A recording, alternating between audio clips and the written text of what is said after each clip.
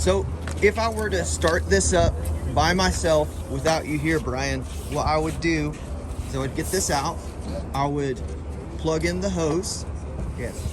Then I would come over here to the front and I would make sure that The fuel is on, fuel is on, and then choke, choke is set, and then make sure you're switched to the on position. switch is in the on position. And that looks like this just being switched to on. Okay.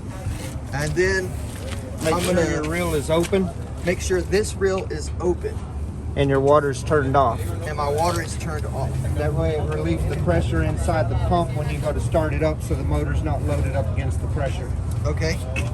And then I'm gonna start cranking it until I get it started, right? Yep. Once it starts, turn your choke off. Once it starts, I'm gonna come back down here and turn this off, the choke off, And then throttle it up from here. and then I'm gonna throttle it up.